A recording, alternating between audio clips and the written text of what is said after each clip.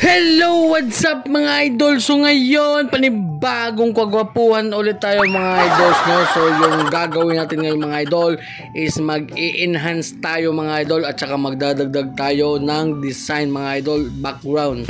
Siyempre, nag-freehand lang tayo dyan mga idol para ma-fit natin yung buong braso mga idol. So yun, shoutout nga pala sa ating client na nakita lang tayo sa TikTok mga idol at saka sa Facebook. So shoutout ni Boss Idol John Ray.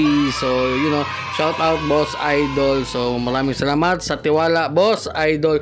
So abangan nyo mga idol kung ano ang kakalabasan nito mga idol, kasi nga medyo matas-tas na trabaho to mga idol. So yun, bago ang lahat, shoutout muna sa ating sponsor Big Waps Cartridges at sa Bronze C. At syempre hindi mawawala yung ating mga pa-shoutout mga idol. Syempre unahin na natin si John Well Sarino Borga. Shoutout idol from Siargao, baguhan lang na tattoo artist idol. So shoutout sa lahat ng taga Siargao, at syempre kung gusto nyo magpatattoo, so i-contact nyo lang si John Well Sarino Borga. So shoutout idol. At ni Agirens Brian, so pagkatibay idol ng gawa mo, pa-shoutout na po idol, God bless you always. So shoutout na kita idol, palagi kang nagko-comment idol, shoutout sa'yo idol. At ni Dave Sarmiento Perez, shout pops from Oriental Mindoro. Shout out sa lahat ng taga Oriental Mindoro, lalo na ni Dave Sarmiento Perez. So yun. At ni Nikki Enriquez Aranduque, pa-wash out nga boss. So shout out diha boss. So dapat ipagpatuloy na natin yung ating nasimulan.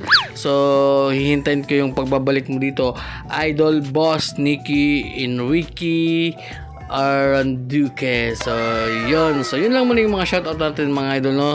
So syempre balik tayo sa ating tatuan dito mga idol. So yun nga, medyo malaki itong mga idol, no? Tapos may kulay pa. Ayun na, natapos na pala tayo mga idol, si Boss Idol John Ray. So yun, ito na yung aming final result mga idol. So medyo mataas-taas to. Total of mga idol, 6 hours mga idol. So yan yung aming final result. So nagdagdag tayo dyan ng lotus, tsaka background ng mga wave, tapos wind bar, tapos yan. Tapos yung koi fish, medyo konti lang yung ating in-enhance dyan, kasi nga medyo alanganin tayo sa oras. Kasi nga medyo malayo pa yung uuwian ni Boss Idol John Ray. So yun, syempre nagustuhan niya ni Boss Idol, at sabi niya babalik pa daw siya kasi may ipapa-enhance pa siya sa sa binti. So yun, maraming salamat mga idol kung umabot kayo hanggang dito. So don't forget to like, comment, and share. At yun lang.